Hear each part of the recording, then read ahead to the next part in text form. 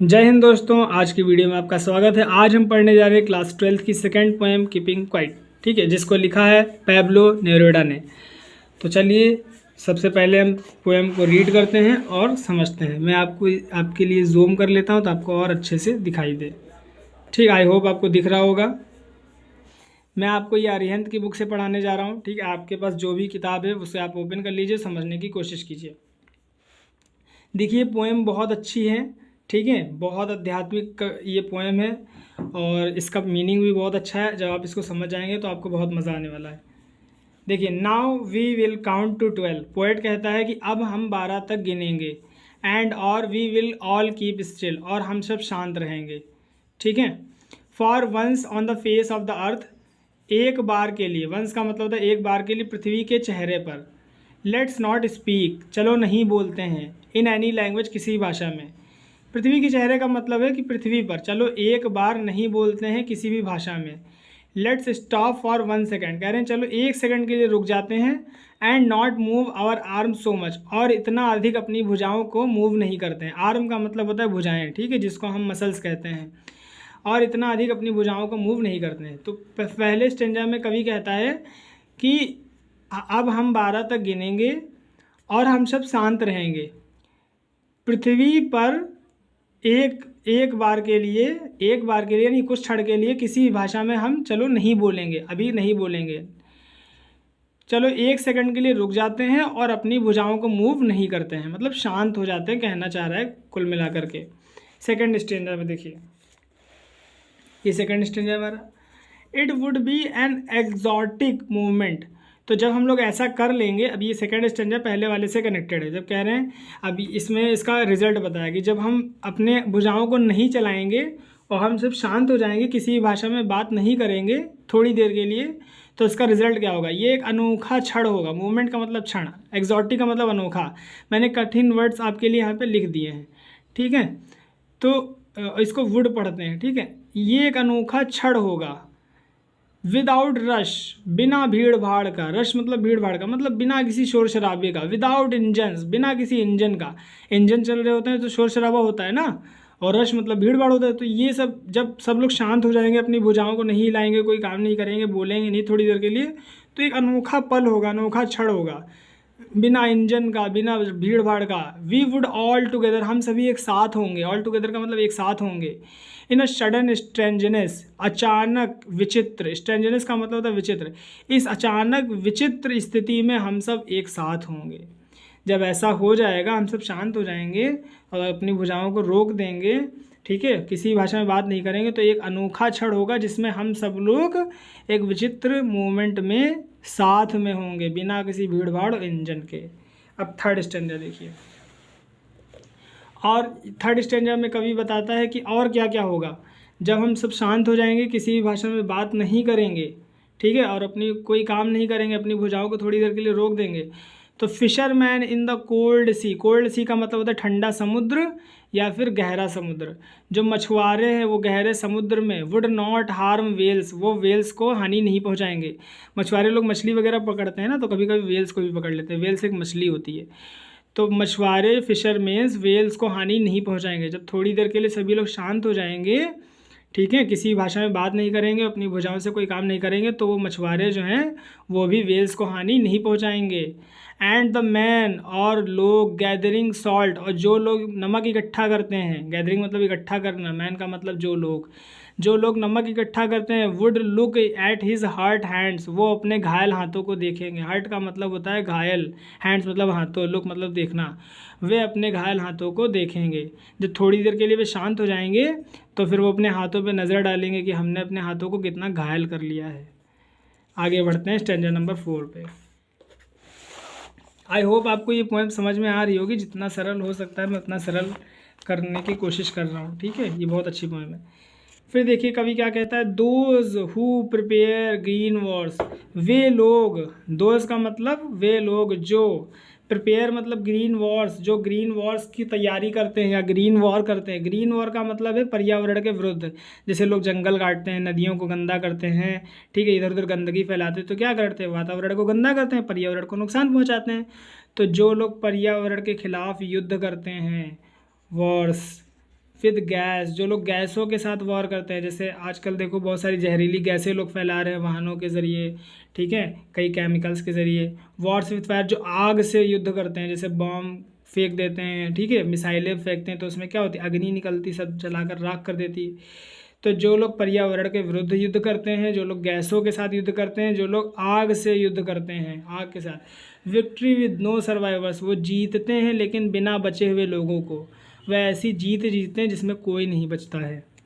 Would put on clean clothes, तो कह रहे जब जब ये सब करने वाले लोग थोड़ी देर के लिए शांत हो जाएंगे, चुपचाप हो जाएंगे, तो वो साफ़ कपड़े पहन लेंगे। पुट ऑन क्लीन क्लॉथ्स, साफ़ कपड़े पहन लेंगे। And walk about with their brothers, और अपने भाइयों के बारे में बात करेंगे, ठीक है। In the shade doing nothing, और कुछ नहीं करेंगे, और वो कुछ नहीं करेंगे और अपने भाइयों के बारे में बात करेंगे, ठीक है। इन द शेड का मतलब होता है वृक्षों के नीचे, वृक्षों के नीचे खड़े होकर के वो कुछ नहीं करेंगे, अपने भाइयों के बारे में बात करेंगे, ठीक है।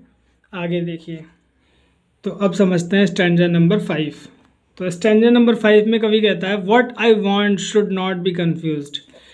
व्हाट का मतलब यहाँ पे जो कुछ भी मैं चाहता हूँ, ठीक है, जो कुछ भी मैं चाहता हूँ उसे गलत नहीं समझना चाहिए। कवि कहता है कि जो कुछ भी मैं चाह रहा हूँ, जिस शांति को मैं चाह रहा हूँ, जिस शांति की मैं बात कर रहा हूँ, उसे गलत नहीं समझना चाहिए। कन्फ्यूज्ड का मतलब गलत नहीं समझना चाहिए। विद टोटल इनएक्टिविटी, एक्टिविटी का मतलब होता है कार्यशीलता, ठीक है, इनएक्टिविटी का मतलब निष्क्रियता, कार्य ना करना। तो संपूर्ण निष्क्रियता के साथ लाइफ इज, जीवन है, व्हाट इट इज़ अबाउट, किस बारे में। तो कवि यहाँ पे कहना चाह रहा है कि जब आप संपूर्ण रूप से निष्क्रिय हो जाएंगे, सभी लोग संपूर्ण रूप से निष्क्रिय हो जाएंगे, आप निष्क्रिय हो जाएंगे, कुछ भी नहीं करेंगे, चुपचाप हो जाएंगे, तब आप जान सकेंगे कि जीवन किस बारे में है। आप खुद को जान सकेंगे, अपने जीवन को जान सकेंगे। तो ये केवल तभी संभव है जब आप संपूर्ण रूप से निष्क्रिय हो जाए, कुछ समय के लिए संपूर्ण रूप से निष्क्रिय हो जाए। I want no truck with death, तो कवि कहता है कि मेरा मृत्यु से कोई संबंध नहीं है, मतलब मेरा मृत्यु से कोई लेना देना नहीं है।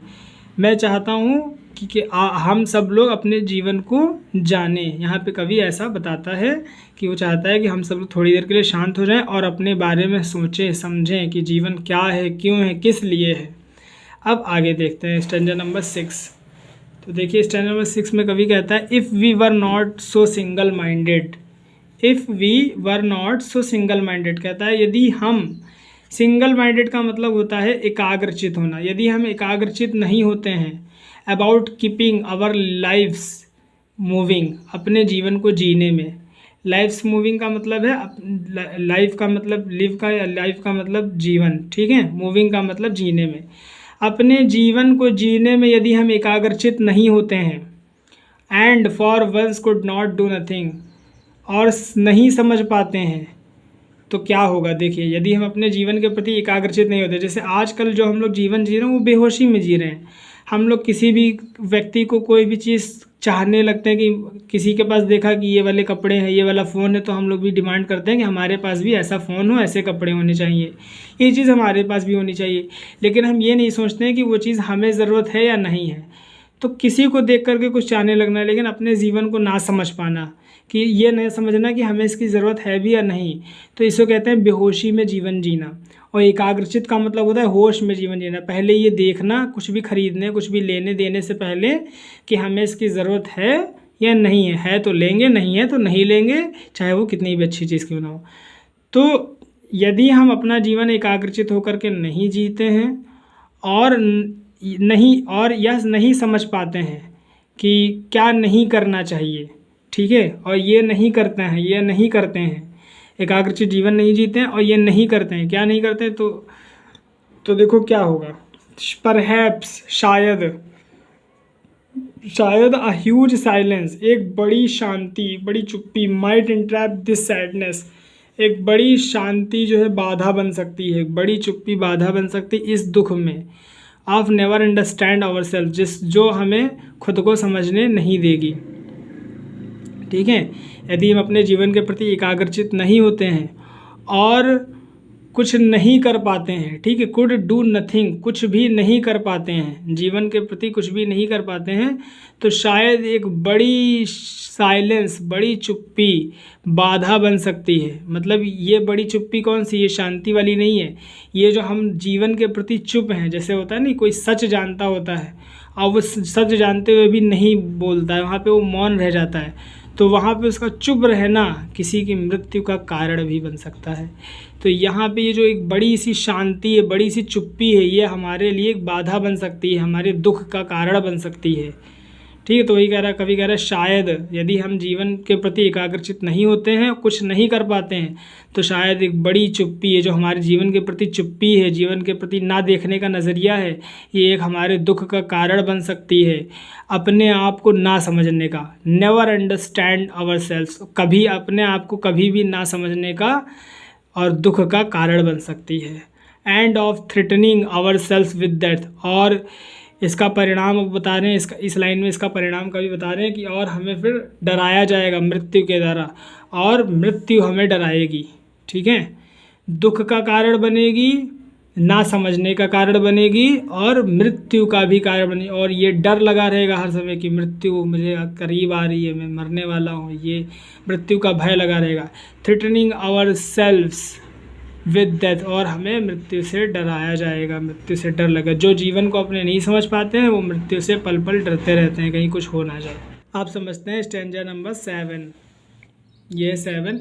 परहैप्स, फिर कवि कहता है परहैप्स का मतलब भी होता है शायद। The earth can teach us, शायद पृथ्वी हमें सिखा सकती है, टीच का मतलब होता है सिखाना, शायद पृथ्वी हमें सिखा सकती है।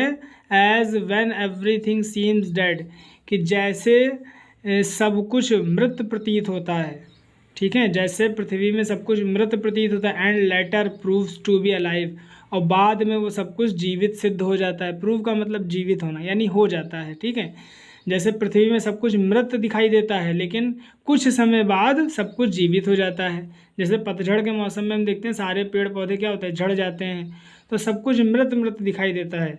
लेकिन या कोई महामारी आ जाती है तो सब लोग क्या होते हैं, मरने लगते हैं। तो पृथ्वी में सब कुछ मृत दिखाई देता है, लेकिन कुछ समय बाद सब कुछ जीवित हो जाता है। तो कवि कहता है now I will count up to 12, अब मैं 12 तक गिनूंगा। एंड यू कीप क्वाइट, और आप शांत रहेंगे। एंड आई विल गो, और मैं चला जाऊंगा।